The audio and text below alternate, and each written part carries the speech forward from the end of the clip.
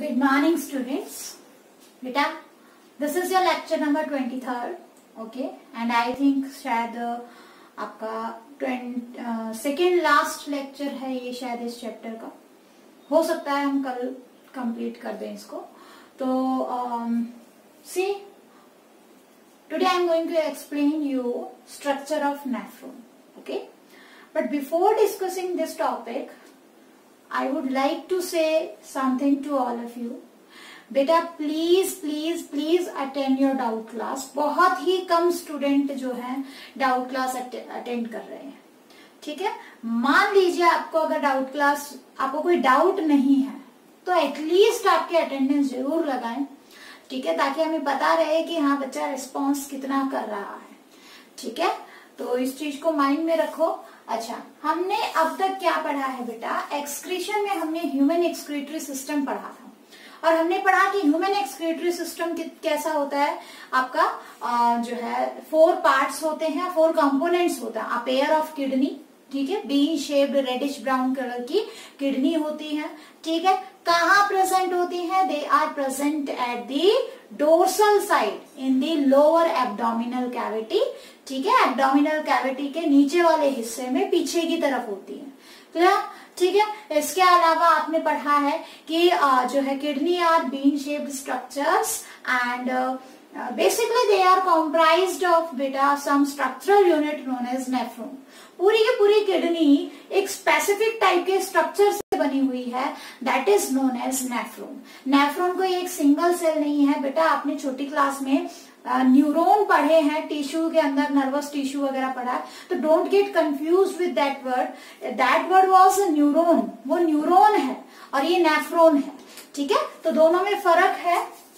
अब देखो हम बात करते हैं, आज हम टोटली नेफ्रॉन क्या होता है और कैसे फंक्शन करता है इस चीज के बारे में आपसे बात करेंगे. ठीक है ना, आपको समझाएंगे. तो देखो नेफ्रॉन क्या होता है? They are the structural and functional unit of kidney. यानी कि पूरी की पूरी किडनी नेफ्रॉन से बनी हुई है. प्लस नेफ्रॉन में जो प्यूरिफिकेशन ऑफ ब्लड का काम कर रहा है दैट इज डन बाय जो है नेफ्रॉन. सॉरी, किडनी के अंदर जो प्यूरिफिकेशन का काम कर रहा है that particular work is done by nephron.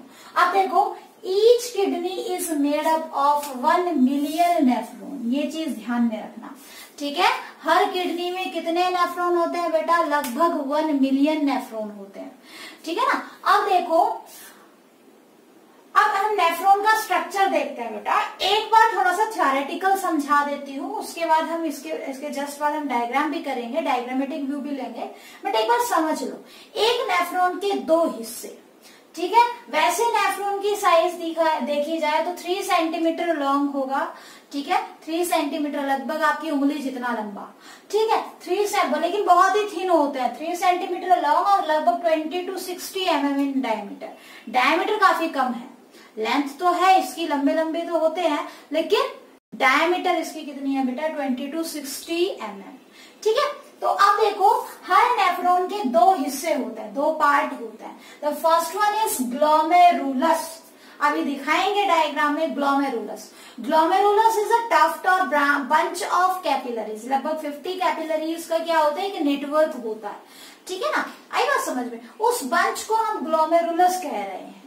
ठीक है, वो इसके नजदीक होता है, इसीलिए इसको इसका हिस्सा मान लेते हैं. हालांकि वो अलग चीज है, जस्ट कैपिलरीज का एक बंच है. उसके बाद दूसरा हिस्सा होता है रेनल ट्यूब्यूल पार्ट. ठीक है, नेफ्रॉन का दूसरा हिस्सा क्या होता है? Renal tubule part. ये जस्ट एक ट्यूब है, लेकिन इस ट्यूब के भी अलग अलग हिस्से हैं. जैसे रेनल ट्यूब का सबसे पहला पॉइंट जो होगा, सबसे इनिशियल पॉइंट जो होगा, ठीक है ना, शुरुआत में जो सबसे प्रॉक्सिमल पॉइंट होगा that is known as Bowman's capsule. उसे बोमेन्स कैप्सूल कहेंगे. जो इन्वर्टेड कप, जो आपका कप होता है ना, उस कप के जैसा स्ट्रक्चर होता है इसका. ठीक है, तो बोमेन्स कैप्सूल आगे मैं दिखाऊंगी डायग्राम में कैसा होता है. और वहीं से फिर एक लंबी सी ट्यूब ओरिजिनेट करती है. वो कैप्सूल की फॉर्म में डायग्राम आप देखोगे. उसके बाद वहां से एक लंबी सी ट्यूब ओरिजिनेट करती है और वो ट्यूब लास्ट में एंड तक जाती है.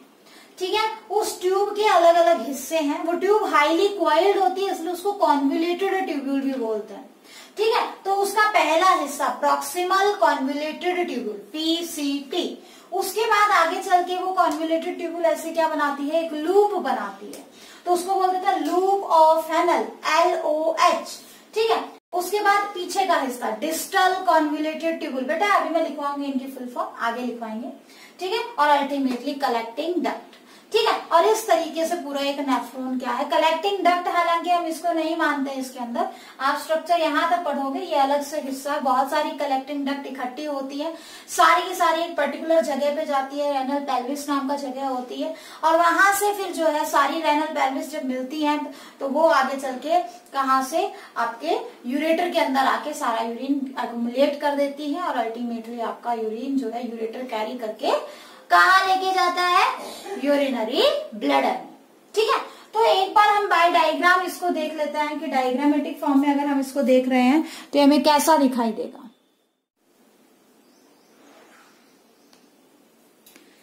अब बेटा बनाना स्टार्ट करते हैं। एज यू ऑल नो कि मैं आपको हमेशा डायग्राम आपके सामने बना के दिखाती हूँ, ऐसा नहीं कि पहले बना बनाया यूज कर लिया। ठीक है, तो देखो बनाना स्टार्ट करते हैं बेटा। जैसे जैसे मैं बना रही हूँ वैसे वैसे आप अपनी कॉपी में बना सकते हो।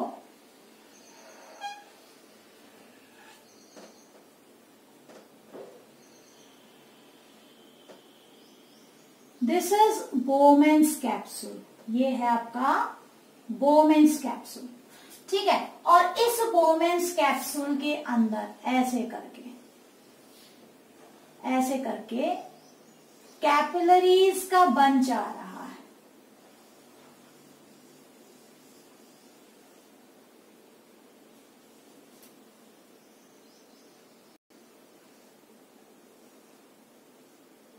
ऐसे, ठीक है, कैपिलरीज का एक नेटवर्क आता है।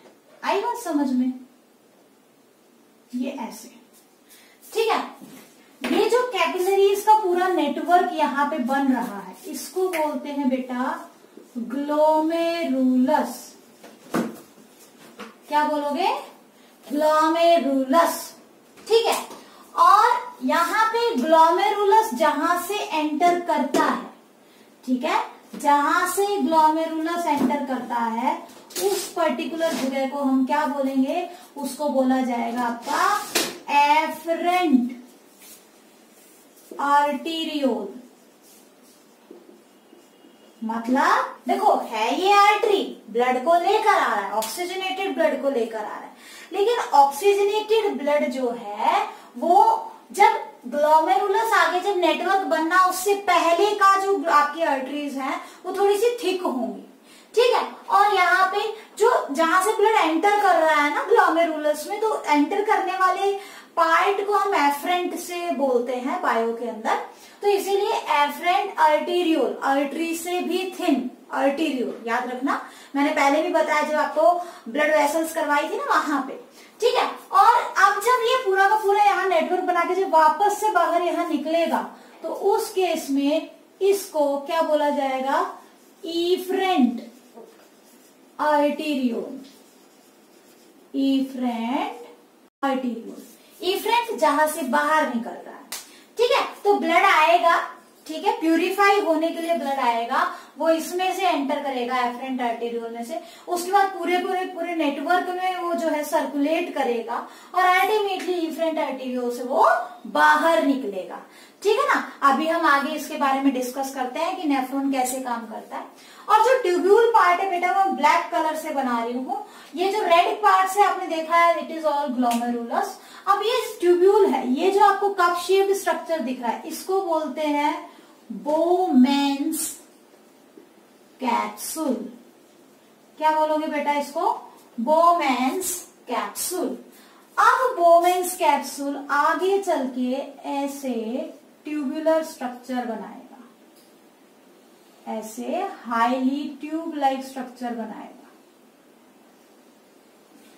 ठीक है, ऐसे करके, और अल्टीमेटली ये पूरी कॉइल्ड होके एक ऐसे लूप बनाएगी।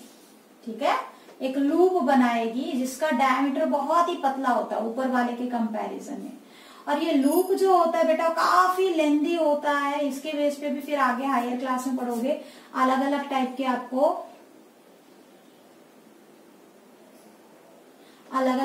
आपको नेफ्रॉन मिलेंगे, हायर क्लास में पढ़ोगे।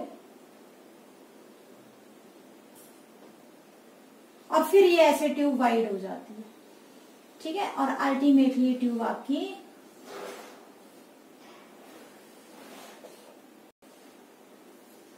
इस तरीके से,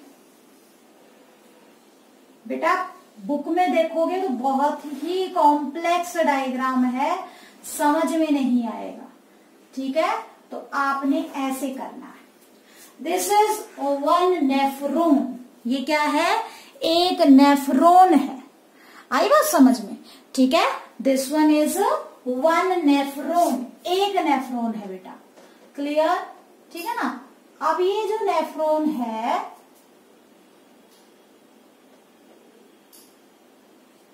ये जो नेफ्रॉन आप देख रहे हैं, ठीक है, इस नेफ्रॉन में बेटा अभी हमने देखा दो हिस्से हैं मेनली इसके। पहला क्या था, बोमेन्स कैप्सूल, ठीक है। और ये पूरा का पूरा ट्यूब यहां से लेके यहां तक के ट्यूब ट्यूब्यूल रीजन है, ठीक है। अब इसके अंदर ये यहां से और ये कॉइल्ड होके यहां तक आ रहा है। इस हिस्से को क्या बोलते हैं, इसको बोलते हैं डिस्टल कॉन्व्यूलेटेड, सॉरी प्रॉक्सिमल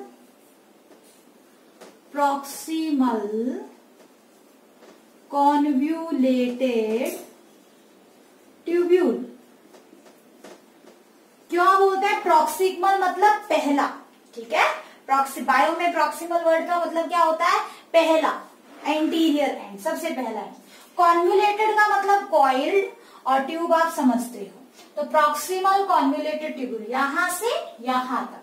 उसके बाद ये लूप बनना स्टार्ट होता है यहां से यहां तक। इसको क्या बोलते हैं, इसको बोलते हैं लूप ऑफ हैनल, साइंटिस्ट के नाम पे है हैनल, ठीक है, या हैनल्स लूप भी बोल देते हैं कई बार, ठीक है। इसको हमने शॉर्ट फॉर्म में PCT कहा था, इसको LOH कहा था, ठीक है। अच्छा, मैंने ये डॉटेड स्ट्रक्चर क्यों दिखाया है, क्योंकि बेटा यहाँ पे हम ओरिजिनल लेंथ नहीं दिखा सकते, दैट्स वाई। बहुत ही ज्यादा लेंथी होती है, तो जब ओरिजिनल लेंथ नहीं दिखा सकते तो हम उसको इस तरीके से शो कर सकते हैं, ठीक है। तो this is loop of Henle.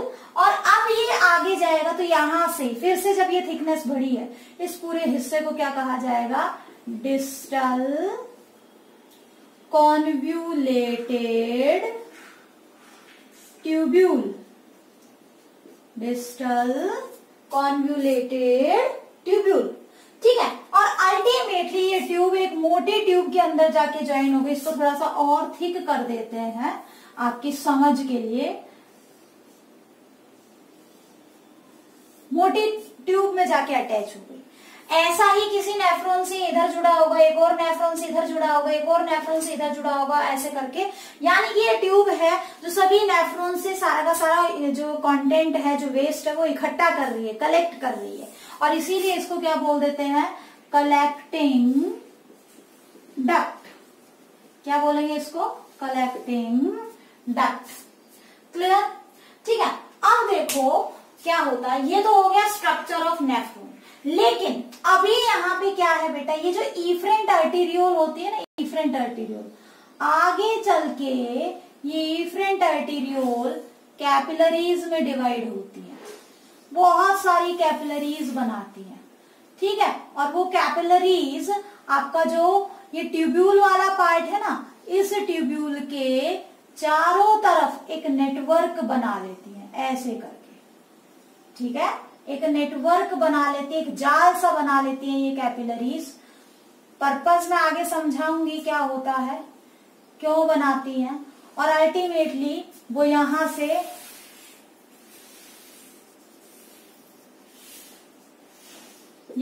ऐसे बाहर निकलती है। इसको बोलते हैं रेनल वेन्यूल, ठीक है। वेन्यूल आगे जाके वेन में जुड़ेगी, वेन वेना कैवा में जुड़ेगी, ठीक है ना। अब देखो ये अब जो स्ट्रक्चर आपको दिखाई दे रहा है, दिस इज कंप्लीट नेफ्रॉन। ये जो आपने चारों तरफ बनाई है ना, ये जो रेड कलर से आपने बनाई है, ठीक है, इनको क्या कहा जाएगा बेटा, इनको बोलते हैं पेरी। पेरी मतलब चारों तरफ, ट्यूब्यूलर यानी ट्यूब के, देखो नाम बड़े आसान है, पेरी ट्यूब्यूलर यानी कि ट्यूब के चारों तरफ क्या है ये? Capillaries, peritubular capillaries. आई बात समझ में? तो ये क्या हो गया बेटा आपका नेफ्रॉन का कंप्लीट स्ट्रक्चर हो गया। ठीक है, this is complete structure of nephron. अब होता क्या है देखो, आज मैं आपको एक बार समझा देती हूँ। एक बार आज आपको ये डायग्राम बनाना है, डायग्राम बनाना सीखना है और इसकी फंक्शनिंग मैं आपको समझा रही हूँ, आपको वो समझनी है। ठीक है, कल का मतलब जो एक और लेक्चर हम लेंगे इस चैप्टर का, उस लेक्चर में बेटा आपका जो है मैं इसको लिखवाऊंगी कंप्लीट। ठीक है, लेकिन फिलहाल के लिए आज आप सिर्फ इतना ही कर लो। अगले लेक्चर में बेटा इसका मैं फंक्शनिंग लिखवाऊंगी भी, और एक छोटा सा टॉपिक है डायलिसिस का, क्योंकि अगर मैं सिर्फ डायलिसिस छोड़ती हूँ तो वो फिर 5 या 7 मिनट का टॉपिक है। ठीक है ना, तो उसके साथ फिर नया चैप्टर क्या स्टार्ट करेंगे। तो हम ये सोच रहे हैं कि आज आपको इतना ही करवा देती हूँ, प्लस आपका पेपर डिस्कस हो जाएगा। ठीक है ना, तो अभी ये स्ट्रक्चर आप बना लो, कल हम इसी स्ट्रक्चर की फंक्शनिंग करेंगे या फिर नेक्स्ट लेक्चर, क्योंकि आई थिंक शायद आपका ये 3rd लेक्चर है। ठीक है ना, हाँ 3rd लेक्चर है, तो आई थिंक ये कंप्लीट हो जाएगा आपका इस वीक का। तो नेक्स्ट लेक्चर में, नेक्स्ट वीक जो नेक्स्ट लेक्चर आएगा आपका, उसमें आपको नेफ्रॉन की फंक्शनिंग बताएंगे कि नेफ्रॉन काम कैसे करता है। ठीक है, तो वहां पे आपको कंप्लीट फंक्शनिंग बताऊंगी। तब तक के लिए बेटा आप ये डायग्राम बना के रखो। ठीक है, और इस डायग्राम की प्रैक्टिस करो। ठीक है, उसके बाद समझाएंगे कि कैसे एक नेफ्रॉन जो है यूरिन फॉर्मेशन में हेल्प करता है। स्ट्रक्चर में आपने इतना ही, वो टेबल बना दो, ये डायग्राम बना दो। ठीक है ना, अगर ज्यादा नंबर में आ रहा है तो हर पार्ट को थोड़ा थोड़ा एक्सप्लेन कर दो, अदरवाइज एक्सप्लेनेशन की भी कोई जरूरत नहीं, अगर आपका डायग्राम बहुत ही साफ सुंदर से है तो। ठीक, तो आपने ये करना है बेटा। ठीक है ना, that's all for today's lecture बेटा। नेक्स्ट लेक्चर थोड़ा लेंदी कर सकते हैं, अदरवाइज आप देख लेना एक बार। ठीक है ना, तो this is today's lecture. Thank you.